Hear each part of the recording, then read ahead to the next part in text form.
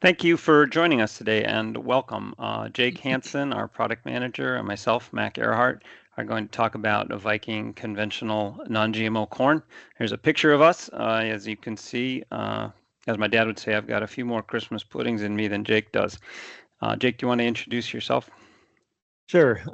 Thank you, Mac. My name is Jake Hansen. I've been with Albert Lee Seed now for 15 years and serving as our corn and soybean product manager for around the last 10 or so, working very closely with Mac on building our portfolio for both corn and beans and bringing what we feel is a very strong lineup to you and your customers. Yeah, thanks, Yeah. Jake. And again, Mac Ehrhardt, chairman of Albert Lee Seed. I've been with the company for 35 years, grew up in the business, and Jake doesn't really need any help from me. He knows a lot more about this than I do, but I enjoy it, so I still get involved a little bit, sometimes probably more than he wants to. So yeah, let's go to the next slide. Yeah. So this section, we're going to talk about Viking Conventional Non-GMO Seed Corn from 97 to 105 day. If you'd like to learn about earlier corn or later corn or some of our organic options, there's several other videos you can click on and watch. And with that, we'll dive right in. Yeah, so I will talk about this for a minute. So Viking is our brand of conventional non-GMO seed corn, and it's 100% focused on conventional non-GMO. So it does not carry any traits, no Roundup, no Liberty, no Acre Max, etc. It's just non-GMO corn, and that's all that this brand focuses on. That does not mean, however, that every single bag we sell is guaranteed to be free of GMOs. As many of you listening to this call know, there's such a thing as cross-pollination between fields, and that is also true in seed corn production. So if you are looking for corn to sell to a non-GMO buyer that has a particular standard that they need you to meet, whether that's a grain contract or even a milk contract, if you need to meet a particular standard of non-GMO, please make sure that you're planting one of these two badges on our corn. So ask for Viking Ultra Pure corn or Viking Pure corn, both of which have purity guarantees, as you can see listed here. If you buy corn that doesn't have one of those badges on it, there is no purity guarantee because we actually haven't tested that seed. So if you buy a bag of 4205 that doesn't have one of these badges, we will not guarantee the GMO percentage of the seed that's in that bag. I think I've said enough about that. Let's move into the hybrids themselves. You bet. All right, we'll start this off with a very strong hybrid. We referenced it in a previous video on some earlier hybrids. The 7397 at a 97 day. We're going into year 2 with this hybrid, selling it, and year 3 testing it. So we've got a pretty strong background with this hybrid already.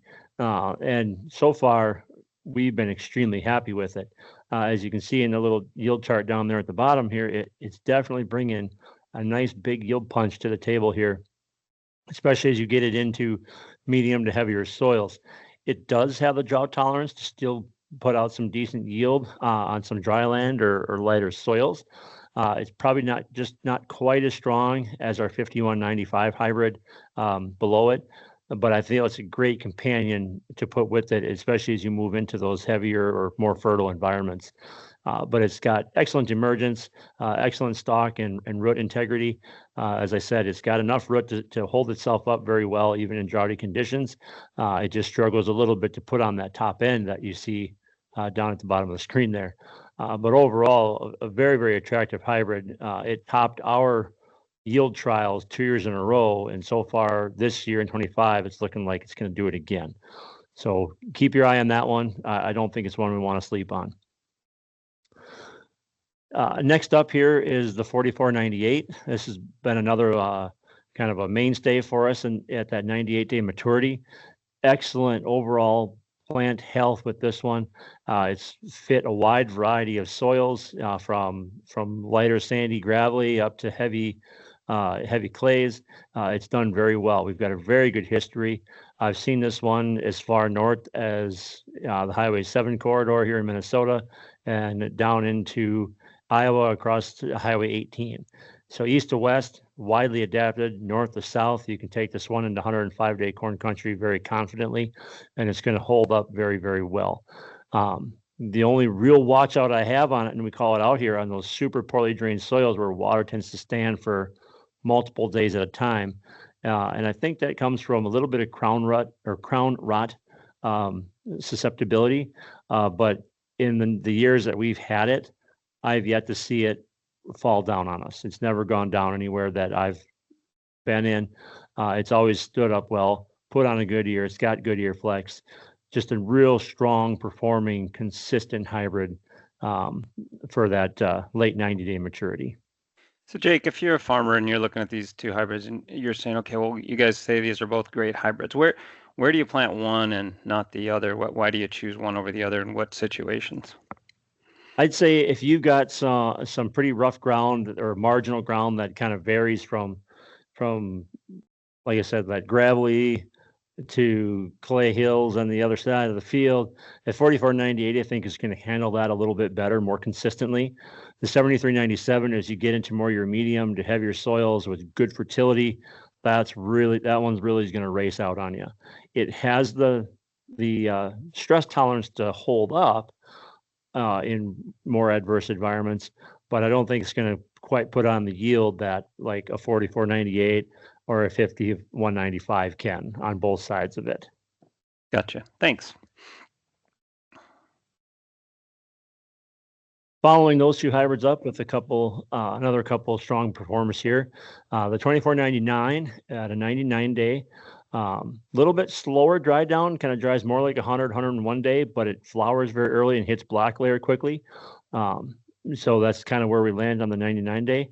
But one real strong thing with this hybrid is that tar spot tolerance. It's exceptional. As you move into western or eastern Minnesota, Wisconsin, even to parts of Michigan, this hybrid really holds up very well to tar spot and other northern diseases that we usually see around here this time of year. But it's very strong emergence, gets out of the ground, puts on a nice, robust leaf, and shades a row really quickly. Again, with this one, I feel it's going to be better on medium to heavier soils, or at least ground that has good irrigation to it if you move it west. I think the hybrid next to it, 4602, is going to be a stronger product as you get into those drier environments. The 102-day, it's still going strong. 5195, if you remember that hybrid, is our number one seller. This one's our number two. It's been just very consistent as we move across environments from southern South Dakota, Nebraska, all the way out into parts of northern Ohio, Pennsylvania, New York. It's just been a strong performer about everywhere. Very few bad habits with this one. Fence row, it's been really tough to beat. And in yield trials, we've got good history with it in yield trials with First university trials. So overall, I think these are another great pair of hybrids where you have the 2499 that can handle those medium to heavier soils or a little bit wetter environments. 4602, you can plant that into those drier areas, and I think they're gonna complement each other very well. Thanks, Jake. Hey, I shouldn't ask this question because I don't know the answer to it, but I'm going to ask it anyhow. So we're seeing a lot of southern rust this year, and we saw a little bit last year. We're seeing that southern rust blow up and infect fields in northern Iowa, southern Minnesota, and across the Corn Belt. Have you seen enough this year to have a good sense of how any of these hybrids are either moderately tolerant or very susceptible, or are you going to wait until our spring catalog where you put all that information in there? Unfortunately, right now, Mike, I think that's going to have to wait until the spring catalog. Southern rust, like you suggested, it showed up last year in parts of western Iowa, South Dakota, Nebraska is where we saw it real heavy. Mostly on later maturing hybrids. This year, it came in a lot earlier and a lot quicker. I think our weather patterns this year were just such that it supported it so well with the humidity, the cloudy days, all the rain. It's just been very prevalent because of the conditions have been perfect for it. But I'll be honest, I'm still learning about it myself, and a lot of my contacts that I speak to on a almost weekly basis are saying the same thing. We're still learning. We're still trying to determine what the susceptibility and tolerance is with all of these hybrids. Yeah, so it may be, and that at some point we have an agronomic column on our performance table that lists southern rust. Even I'm not saying we're guaranteeing that for spring 2026, but it seems like that's on the table as this southern rust becomes more of an issue. Yeah. Yep. So, but yeah, thank you, Meg. We are aware of it, and we are I'm making notes, and I'm doing my best to bring the best information I can here. Moving on to a couple more hybrids here. A little bit later, Viking 8404 at 104 day. This is a hybrid that's going to bring exceptional high quality grain, almost food grade. We've actually had some samples of this get accepted by grain millers out of St. Peter. So you can look to this one to be a possible specialty market. I'm not guaranteeing it, but it's definitely got enough test weight, enough quality in that kernel that it could definitely make it. Decent plant health with this one, good tolerance again to tar spot, Gauss's wilt as you move west. My only note on this one would be it does act kind of like a die and dry type hybrid. It likes to get to maturity, hit black layer, and then that plant just will senesce and start to dry down. But I've not seen it go down. It might be a stick in an ear come harvest, but that stalk, it stays strong, holds on to that ear quite well. And like I said, best in that central region, medium to heavy soils is where you really want to position this one. It's more so than your light sandy. I think it's just going to struggle a little bit to kind of get to that full yield potential that I know it has. Next up, brand new 4905 on a 105 day. This one dries quite well. Dries almost in a lot of our data, dried almost like a 103 day, which I think is a good thing for us. Get it out, gives it out of the field a little faster possibly.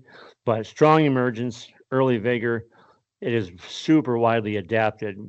This one is one I'm comfortable with as you get it into dryland acres in Nebraska, South Dakota, and you can move it all the way east to the coast if you want to. I think this one is really kind of a go anywhere type hybrid. Very good drought stress tolerant, very good disease tolerance. This could be dual purpose as in zone in that 100 to 105 day corn country.